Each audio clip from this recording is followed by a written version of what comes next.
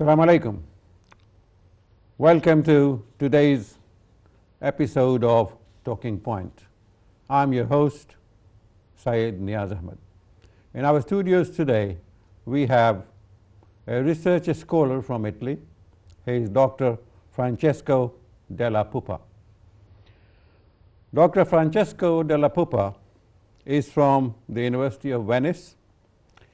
He is a fellow at the Laboratory for Social Research and member of the master program on migrations and social transformation.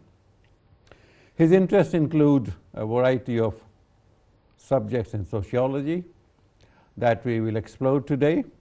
He received his PhD from University of Padua in Italy. Welcome to the show, Dr. Francesco. Thank you. Thanks. I am greatly obliged to you for traveling all the way, though you are a research fellow at University of Sussex in Brighton presently. You traveled to Brighton, and from Brighton you made your way to London only for this show. It's an honor and a pleasure to have you. It's an honor for me too. I'm proud to be here, so I would like to thank you so much. Thank you. Dr. Francesco Della Puppa, this is a personality-based program, so we usually ask our guests to provide us and the viewers across UK and Europe and most of the world, part of the world, something about you. Where did this journey begin? Where did Francesco became Dr. Francesco Della Puppa? Yeah. When did he become a sociologist? Yeah, I like this word, journey, because I also call it journey. I call it a multidimensionality journey. Everything starts, of course, when I, after finish my master program on migration, I was interested in migration. Before to become a sociologist, I was a social worker, and I was working mainly with user with a migrant background. Then I decided to deeply analyze migration and to get a PhD. So I started to study to get my PhD, but I didn't have a sociology background. So I started to work by my own sociology to pass the exam for PhD, because in Italy we must pass an exam to get access to a PhD course. And then when I finally entered in a PhD course, I was interested in studying migrant family and family reunification. That is to say, when the migration of individual, usually the breadwinner, the male, he goes. It depends from which nationality. Some nationality are the man breadwinner, but for some other nationality could be also the woman breadwinner. I'm talking about mainly of the migration to Italy, that is the country in which I live. And so I wanted to analyze the transformation of migration of breadwinner or worker to a migration of family. But the professor to whom I was working in my PhD. This was your focus for your PhD? Yeah. The family reunification. I mean, the breadwinner, the first migrant come in Italy, and then after some year of stabilization in Italy, he would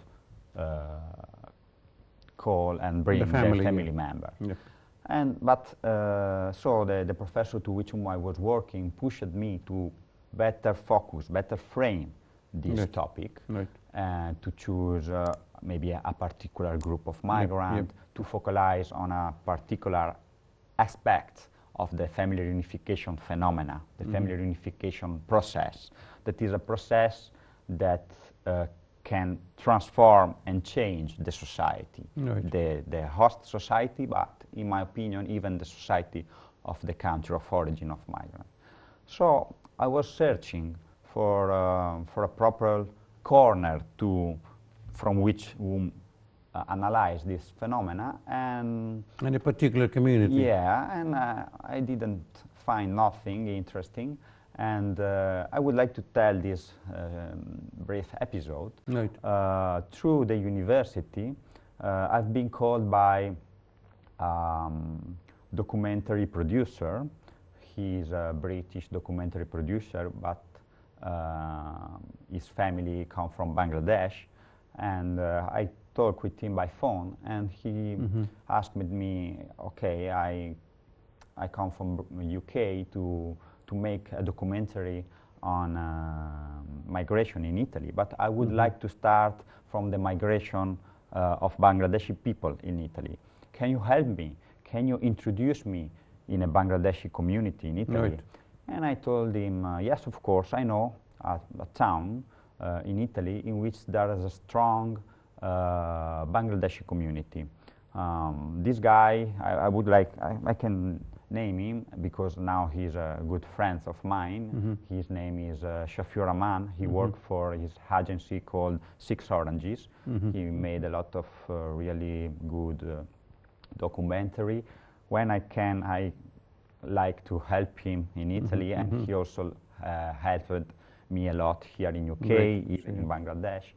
And so I introduced him in this Bangladeshi community in this small town in the province of Vicenza, that is a city in the Veneto region that is in the northeast of Italy. So I was introducing him to some person. What did these Bangladeshis do there in that small place? Yeah.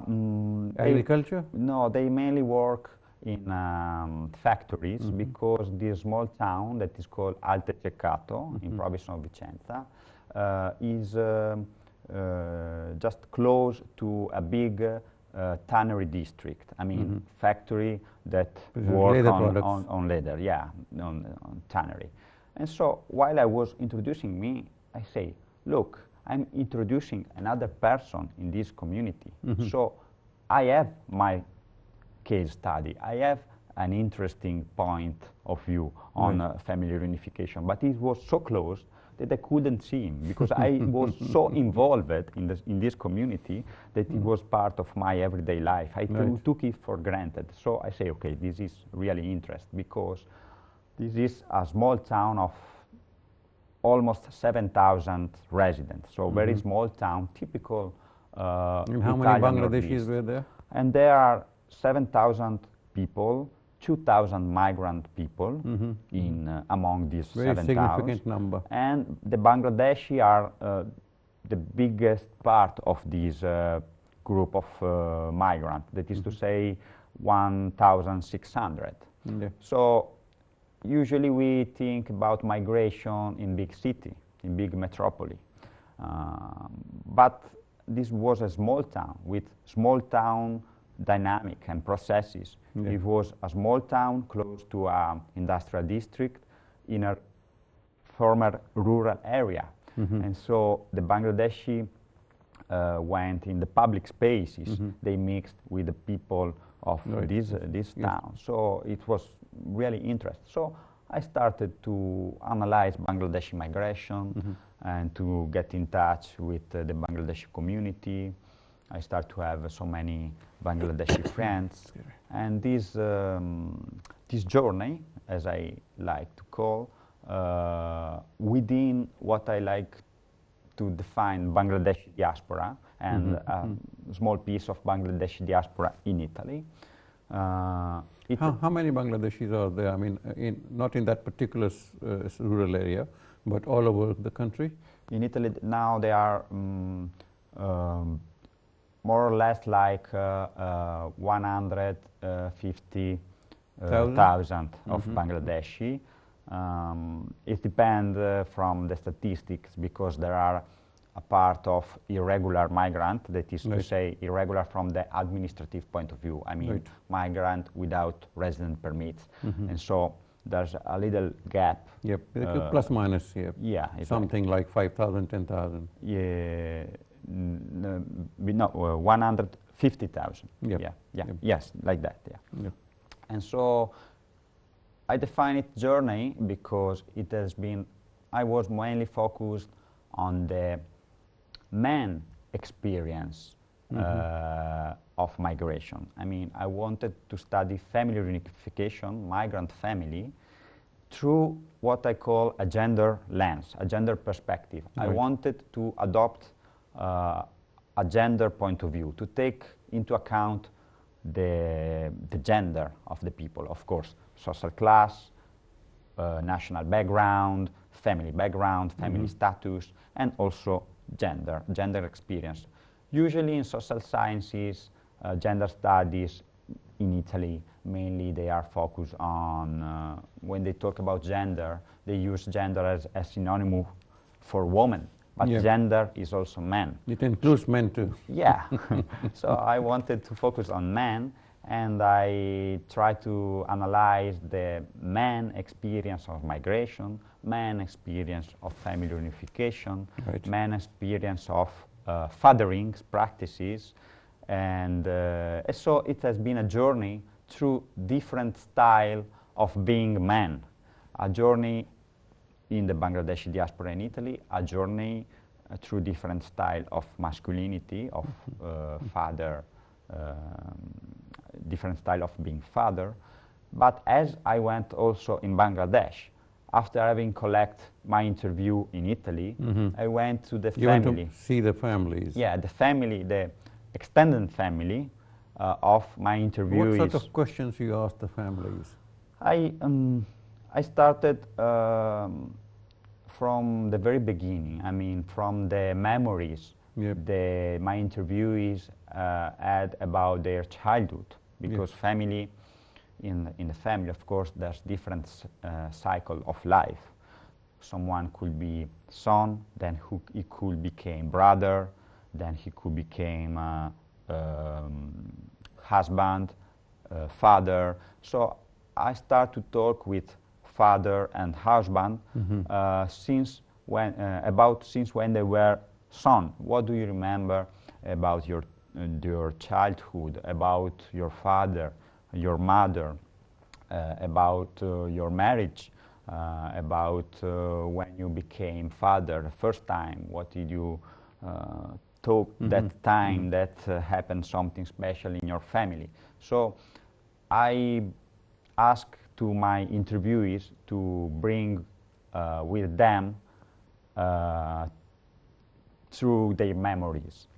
And that was back in Bangladesh? Yeah, I did it both in Italy and in Bangladesh, where I interviewed men, because I was focused on a man perspective, family member of my interviewees in Italy, that is to say father, father-in-law, brother, brother-in-law, just to adopt both perspective, the perspective of the country of destination, of immigration, and the perspective of the country of origin, of emigration. How many years has these migrants from Bangladesh been in Italy that you conducted this interview? 5 years, 4 years? They were more than 10 years. More than 10 years. We can say they... Not seen their family? Sorry? No. They usually the trajectories, the path, the biography path in Italy of these migrants is they came mainly in Rome through different different paths. Someone come having spent some years, for example, in Middle East. Someone come having spent some years in other European countries. Someone others comes after having spent some year in Russia. But when they came in Italy, almost all spent some year in Rome. They wait there for their resident permits, and sometimes it took them like 2 or 3 years waiting for the resident permit. So they spend 2, 3, 4 years without coming back to Bangladesh, because they couldn't travel without passport or documents. Without documents. So actually the first things all of them told me they did after having get the document is go back to see the family, to show the family I reached the first goal. Yeah. I've been accepted Right. by the Society of Destination. I got an Italian document, and so I can travel and I can come to my family. I can bring back my family. Yeah, yeah. But this is a second step, because they were almost all bachelor. They arrived very young, like 19, 20, 23 years old. They weren't married. So they were bachelor. And so before to bring... okay, Dr. Francesco, we have to take a break, and then when we come back, we will definitely retrace our steps back to Italy. Okay. Thank you for being with us. We need this commercial break, and we'll meet you after this. Thank you.